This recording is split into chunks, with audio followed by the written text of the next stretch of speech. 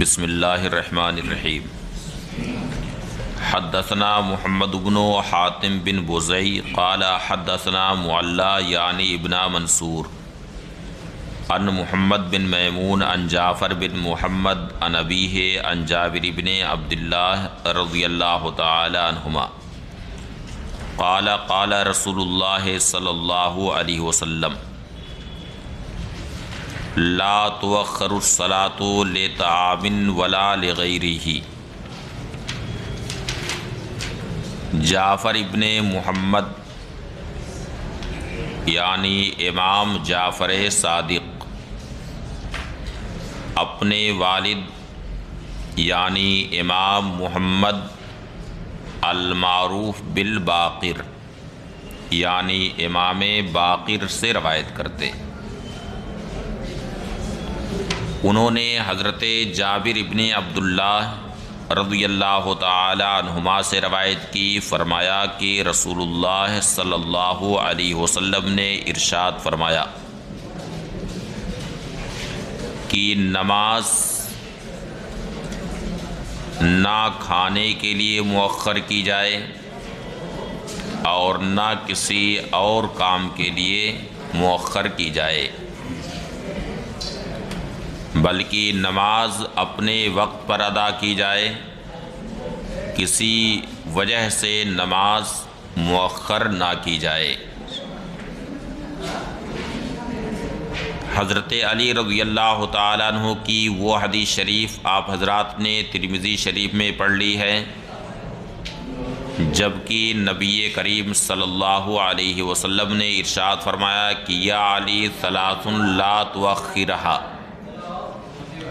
الصلاة اذا حانت والجنازة اذا حضرت والأیم اذا وجدت لها کفوا۔ اے علی، تین چیزوں میں تاخیر مت کرو، نماز کا جب وقت ہو جائے تو نماز ادا کر لو، اس کی ادائیگی میں تاخیر نہ کرو، جنازہ جب تیار ہو تو اس میں دیر مت کرو بلکہ نماز جنازہ پڑھ لو، اور بالغ بے شوہر والی لڑکی کا جب کوئی برابر کا رشتہ پا جاؤ تو اس کی شادی کرنے میں دیر مت کرو۔ تو نماز کھانے وغیرہ کے لیے مؤخر نہ کی جائے۔ اس حدیث شریف کا معنی یہ ہے کہ اگر کھانے کی طرف ایسی اشتہا نہیں ہے کہ جس کی وجہ سے نماز کے خشوع و خضوع میں کوئی خلل پیدا ہو، تو کھانے کے لیے نماز مؤخر نہ کی جائے بلکہ وقت پر نماز ادا کر لی جائے۔ جیسے بہت ایسا ہوتا ہے کہ عشاء کی نماز سے پہلے کھانا آپ کا تیار ہے پورے طریقے سے، پھر یہ ہوتا ہے کہ چلیں پہلے نماز پڑھ لیتے ہیں پھر اطمینان سے بیٹھ کر کے کھانا کھائیں گے، وہاں کوئی اشتہا ایسی نہیں ہوتی۔ لہٰذا یہ حدیث شریف اور اس سے پہلے جو حدیث آئی ہے دونوں میں کوئی تعارض نہیں ہے، کیونکہ پہلی والی حدیث شریف کا محمل یہ ہے کہ جب کھانے کی طرف اشتہا اتنی شدید ہو کہ نماز کے خشوع و خضوع میں خلل پیدا ہو رہا ہو۔ حدثنا علی بن مسلم الطوسی حدثنا ابو بکر الحنفی حدثنا الضحاک بن عثمان عن عبداللہ بن عبید بن عمیر قال كنت مع ابی فی زمان ابن الزبیر الى جنب عبداللہ بن عمر رضی اللہ تعالی عنہما۔ عبداللہ ابن عبید ابن عمیر فرماتے ہیں کہ میں حضرت عبداللہ ابن زبیر رضی اللہ تعالی عنہما کے زمانے میں اپنے والد کے ساتھ حضرت عبداللہ ابن عمر رضی اللہ تعالی عنہما کے بغل میں تھا۔ فقال عباد بن عبداللہ بن الزبیر، تو حضرت عبداللہ ابن زبیر ابن العوام رضی اللہ تعالی عنہما کے صاحبزادے حضرت عباد نے یہ کہا، اننا سمعنا انہ یبدأ بالعشاء قبل الصلاۃ، ہم نے یہ سنا ہے کہ نماز سے پہلے رات کا کھانا کھا لیا جائے، یعنی کھانا تیار ہو اور نماز کی اقامت ہو جائے تو ہم نے یہ سنا ہے کہ پہلے کھانا کھا لیا جائے پھر اس کے بعد نماز پڑھی جائے۔ فقال عبداللہ بن عمر، تو حضرت عبداللہ بن عمر رضی اللہ تعالی عنہما جو اتباع سنت کے معاملے میں بڑے ہی سخت تھے اور کسی بھی نئی بات کو سخت ناپسند فرماتے تھے، چنانچہ ان کا ایک واقعہ آپ لوگوں نے ترمذی شریف میں پڑھا ہے کہ آپ ایک مسجد میں داخل ہوئے اور وہاں یہ دیکھا کہ کسی شخص نے اذان اور اقامت کے درمیان تصویب کہہ دیا، تو فوراً ارشاد فرمایا کہ اخرج بنا من عند ھذا المبتدع، اس بدعتی کے پاس سے ہمیں لے چلو۔ اس قدر ناراض ہوئے کہ پھر اس مسجد میں بھی آپ نے نماز نہیں پڑھی، یہ سوچ کر کے کہ یہ بدعتیوں کی مسجد ہے، وہاں سے آپ نکل گئے۔ تو اتباع سنت کے معاملے میں آپ بڑے ہی سخت تھے۔ فرمایا ویحکا، ویحکا یہ کلمہ ترحم ہے، کیا ہے؟ کلمہ ترحم ہے۔ ما کان عشاؤہم، تمہیں معلوم ہے کہ صحابہ کرام کا رات کا کھانا کیسا ہوتا تھا؟ تمہیں معلوم ہے؟ آتراہ کانا مثل عشاء ابیک، کیا تم حضرات صحابہ کرام کے رات کے کھانے کو اپنے والد کے کھانے کی طرح سمجھتے ہو کہ جیسے تمہارے والد کے دسترخوان پر طرح طرح کی نعمتیں ہوتی ہیں، مختلف قسم کے کھانے ہوتے ہیں،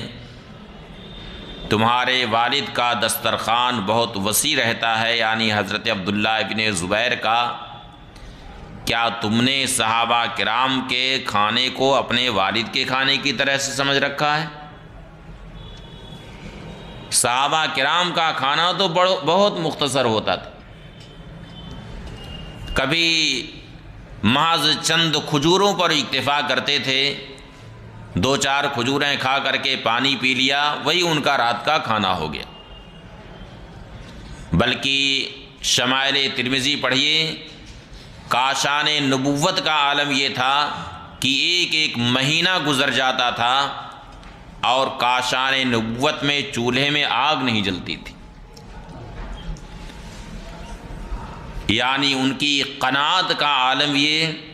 کہ ایک ایک مہینہ گزر جاتا تھا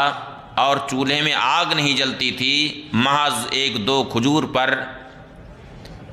اکتفا فرماتے۔ تو حضرت عبداللہ ابن عمر نے فرمایا کہ کیا تم ان کے کھانے کو اپنے والد کے کھانے کی طرح سے سمجھ رکھا ہے؟ صحابہ کرام کا کھانا بہت مختصر ہوتا تھا کہ وہ کھانا کھا بھی لیتے تھے رات کا، پھر بھی ان کی جماعت نہیں چھوٹتی تھی جماعت میں آ کر کے وہ شامل ہو جاتے تھے۔ تو اس سے یہ معلوم ہوا کہ آدمی اگرچہ کھا لے کھانا پہلے، مگر اسے بہرحال یہ کوشش کرنی چاہیے کہ جماعت اس کی فوت نہ ہونے پائے، جماعت چھوٹنے نہ پائے۔ بابٌ فی غسل الیدین عند الطعام، یہ باب ہے کھانے کے وقت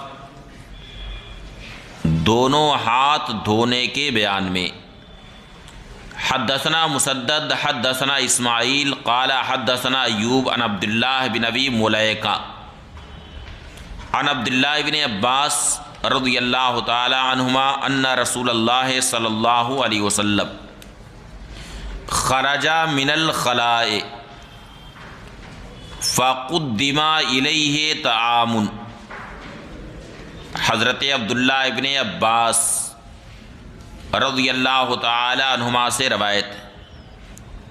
کہ رسول اللہ صلی اللہ علیہ وسلم خلا سے نکلے تو حضور کی بارگاہ میں کھانا پیش کیا گیا۔ فقالو، تو صحابہ کرام نے عرض کیا، یعنی بعض صحابہ نے عرض کیا، الا نعطیکا بوضوء، یا رسول اللہ کیا ہم وضو کا پانی نہ لے آئیں؟ فقال، ارشاد فرمایا، انما امرت بالوضوء اذا قمت الى الصلاۃ، مجھے وضو کا حکم، یعنی بطور وجوب مجھے وضو کا حکم اس وقت دیا گیا ہے جبکہ میں نماز کا ارادہ کروں۔ چونکہ سائل یہ سمجھ رہے تھے کہ وضو کرنا واجب ہے، اس وجہ سے نبی کریم صلی اللہ علیہ وسلم نے بلیغ ترین طریقے سے ان کے گمان کا رد فرمایا اور ارشاد فرمایا کہ بطور وجوب وضو کرنے کا حکم اس وقت دیا گیا ہے جبکہ میں نماز کا ارادہ کروں۔ اور یہ ارشاد یہ ہے بطور عموم اور اغلب کے طور پر، ورنہ نماز کے علاوہ اور بھی کچھ صورتیں ایسی ہیں کہ وضو کرنا واجب ہے، جیسے سجدہ تلاوت کے لیے، مصحف شریف چھونے کے لیے بھی وضو کرنا واجب ہے۔ تو یہ ارشاد عام اور اغلب کے طور پر۔ تو اس حدیث شریف سے یہ معلوم ہوا کہ خاص کھانا کھانے کے وقت وضو کرنا واجب نہیں ہے، اور امرتو بالوضوء بھی وہی وضو مراد ہے جو اصطلاح شرع میں بولا جاتا ہے، جس کا قرینہ یہ ہے کہ یہ ارشاد ہوا کہ اذا قمت الی الصلاۃ، یعنی جب میں نماز کا ارادہ کروں اس وقت مجھے وضو کرنے کا بطور وجوب حکم دیا گیا ہے۔ لہذا اس حدیث شریف کی دلالت اس بات پر نہیں ہو رہی ہے کہ کھانے کے وقت آدمی ہاتھ نہ دھوئے، اس بات پر اس حدیث شریف کی کوئی دلالت نہیں ہے، بلکہ کھانا کھانے کے وقت دونوں ہاتھوں کو دھو لینا مستحب ہے، آداب طعام میں سے۔ بابٌ فی غسل الید قبل الطعام، یہ باب ہے کھانا کھانے سے پہلے ہاتھ دھونے کے بیان میں۔ کھانا کھانے سے پہلے بھی ہاتھ دھونا سنت ہے اور کھانے کے بعد بھی ہاتھ دھونا سنت، کیونکہ آدمی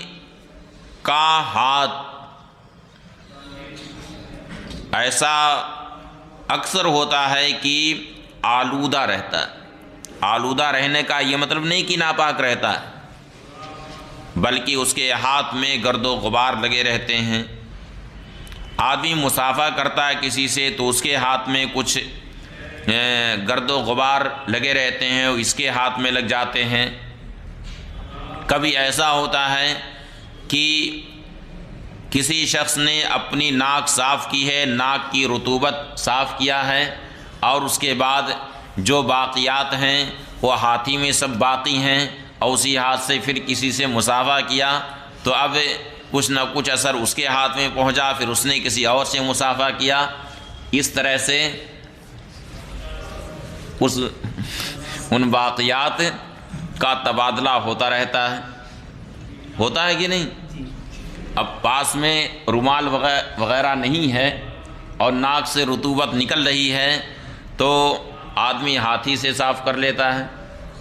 اب اس کے بعد کسی نے مصافحہ کر لیا، تو اب اس طرح سے اکثر ایسا ہوتا ہے کہ ہاتھ آلودہ رہتا ہے۔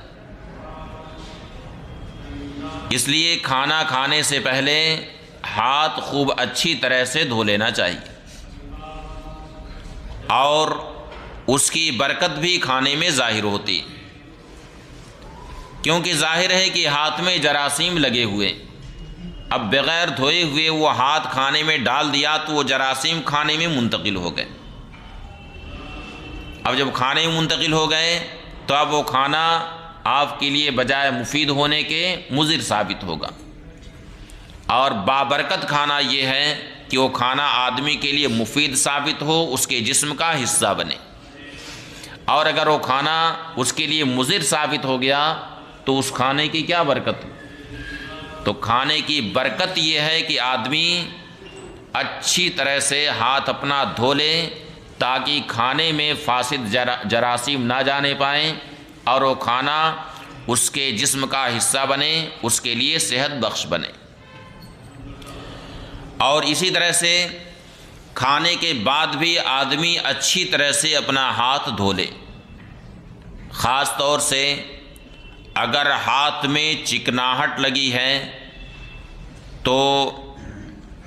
بالالتزام ہاتھ بہت اچھی طرح سے دھونا چاہیے کہ ذرا بھی چکناہٹ ہاتھ میں نہ رہے۔ حدیث شریف میں آیا کہ من بات وفی یدہ غمر فاصابہ شیء فلا یلومن الا نفسہ، جس نے رات گزاری سال میں کہ اس کے ہاتھ میں دسومت ہو، چکنائی ہو، اس کے بعد اس پر کوئی مصیبت آ گئی تو اپنے آپ کو ملامت کرے کہ اس نے اپنا ہاتھ اچھی طرح سے کیوں نہیں دھویا تھا، اور اس پر کسی بھی قسم کی مصیبت آ سکتی ہے۔ چنانچہ جو موذی جانور ہوتے ہیں انہیں چکنائی بہت پسند ہے، جیسے سانپ ہیں، بچھو ہیں، ان سب کو چکنائی بہت پسند ہے، تو کوئی بھی موذی جانور اذیت پہنچا سکتا، اور موذی جانور نہ بھی ہو تو ہاتھ میں جو چکنائی لگی رہتی ہے، خاص طور سے ناخن میں جو چکنائی ہوتی ہے، سونے کی حالت میں اگر اس ناخن سے جسم میں کہیں کھجلا دیا اور خراش لگ گئی تو برس کا وہاں پہ اندیشہ ہو جاتا ہے۔ کس کا اندیشہ ہو جاتا ہے؟ برس کا اندیشہ ہو جاتا ہے۔ اس لیے کھانے کے بعد بھی ہاتھ اچھی طرح سے دھو لینا چاہیے۔ آج کل ٹیشو پیپر چلے ہیں تو اس سے چکنائی صاف کر لے، لیکن صرف اسی پر اکتفا نہ کرے بلکہ پھر اس کے بعد صابن لگا کر کے ہاتھ خوب اچھی طرح سے دھوئے کہ ہاتھ میں چکنائی کا نام و نشان نہ رہنے پائے، ورنہ کوئی بھی مصیبت، کوئی بھی آفت آ سکتی۔ حدثنا موسیٰ بن اسماعیل قال حدثنا قیس نبی ہاشم عن زازان عن سلمان قال قرأت فی التوراۃ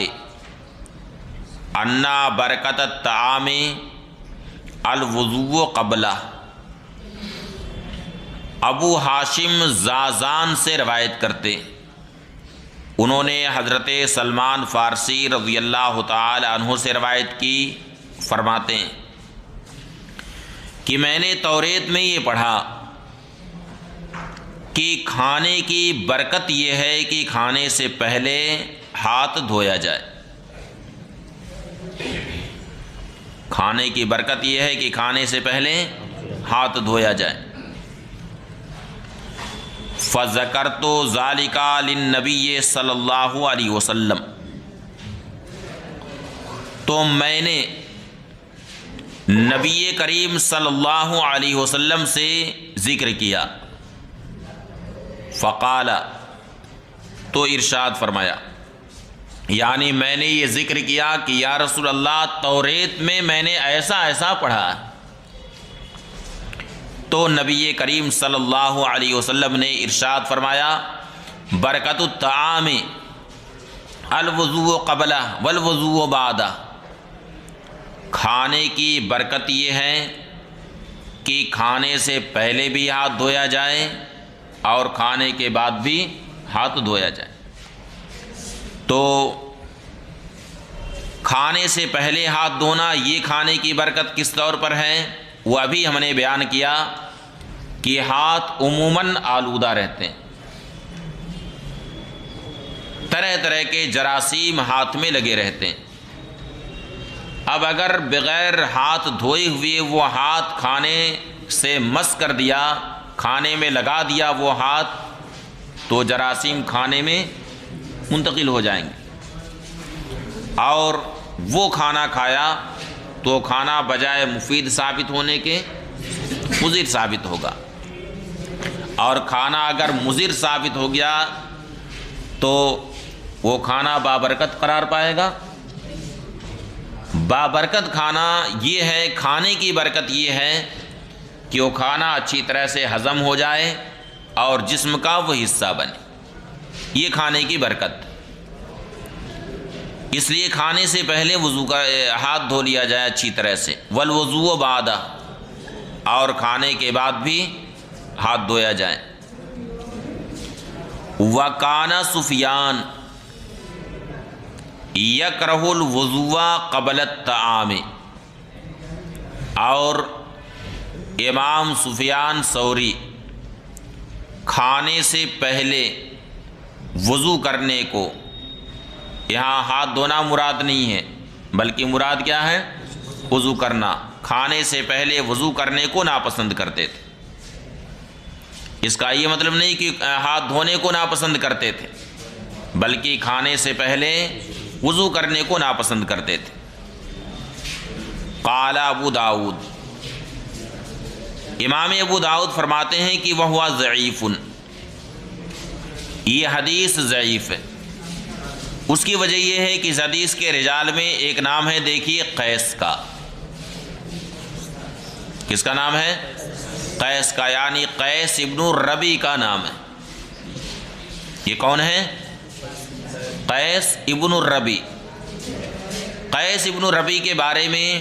بعض اصحاب جرح و تعدیل نے ان کے حفظ کی وجہ سے کلام کیا ہے، اس کی وجہ سے امام ابو داؤد نے فرمایا کہ حدیث کیا ہے؟ ضعیف۔ مگر یہ معلوم رہنا چاہیے کہ یہ حدیث شریف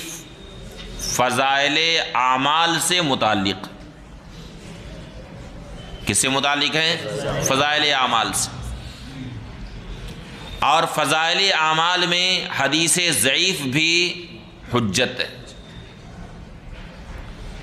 اس لیے اس کا ضعیف ہونا کچھ بھی مؤثر نہیں ہے۔ اور خاص طور سے ایک راوی بس اس میں ایسے ہیں، قیس ابن الربی، جن کے حفظ پر کلام کیا گیا ہے، اصحاب جرح و تعدیل نے کلام کیا ہے، مگر اہل علم کا عمل اس حدیث شریف پر، اہل علم کا عمل اس حدیث شریف پر ہے، اسے تلقی بالقبول حاصل ہے، اور تلقی بالقبول کی وجہ سے حدیث ضعیف درجہ حسن کو پہنچ جاتی۔ پھر یہاں پر جو ضعف ہے وہ صرف سند کے اعتبار سے ضعف ہے، اور وہ بھی ایک راوی کے ضعیف ہونے کی وجہ سے یہ ضعف کا حکم لگایا گیا ہے، اور سند کے ضعیف ہونے سے اصل حدیث کا ضعیف ہونا ہرگز لازم نہیں آتا ہے، بلکہ حدیث شریف اپنی جگہ پر صحیح ہوتی ہے، صرف سند اس کی ضعیف ہوتی ہے۔ یہی وجہ ہے کہ امام اہل سنت اعلیٰ حضرت امام احمد رضا قدسہ سرہ نے منیر العین میں مستقل ایک افادہ قائم فرمایا ہے کہ جب محدثین یہ کہتے ہیں کہ حدیث ضعیف ہے تو ضعف کا حکم صرف سند پر لگتا ہے، اصل حدیث پر ضعف کا حکم نہیں لگتا ہے، یعنی اس کی صرف سند ضعیف ہوتی ہے، اصل حدیث کبھی بھی ضعیف نہیں ہو سکتی۔ سمجھ گئے؟ بلکہ ایسے کئی ایک واقعات اعلیٰ حضرت نے ذکر کیے ہیں کہ کسی محدث نے صرف سند کو دیکھ کر کے اس پر عمل نہیں کیا تو ان پر مصیبت آ پڑی۔ یہ سوچا کہ حدیث ضعیف ہے، سند ضعیف ہے اس کی، عمل اس پر نہیں کیا، ان پر کوئی مصیبت آ گئی۔ جیسے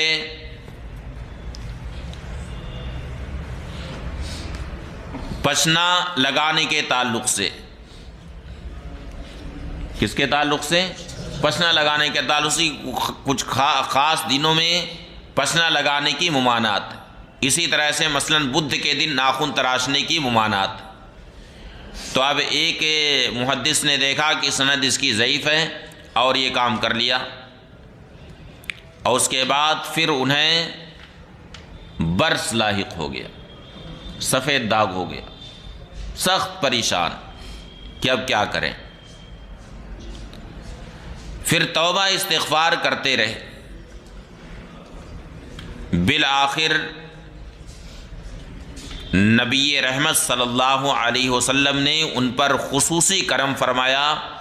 کہ خواب میں تشریف لے آئے۔ پھر انہوں نے، اس محدث نے بارگاہ رسالت میں عرض حال کیا تو نبی کریم صلی اللہ علیہ وسلم نے ارشاد فرمایا کہ اس حدیث پر عمل کرنے کے لیے تمہارے لیے اتنا کافی تھا کہ یہ حدیث شریف میری طرف منسوب ہے، بس یہی اتنا تمہارے لیے کافی تھا، یہی سوچ کر کہ تم اس پر عمل کرتے کہ اس حدیث کی نسبت میری طرف ہے۔ پھر بارگاہ رسالت میں انہوں نے معافی مانگی، پھر نبی رحمت صلی اللہ علیہ وسلم نے دست نبوت ان کے جسم پر پھیرا اور اسی وقت وہ شفا یاب ہو گئے، یہاں تک کہ جب بیدار ہوئے تو دیکھا کہ پورے جسم میں کہیں بھی برس کا نام و نشان نہیں۔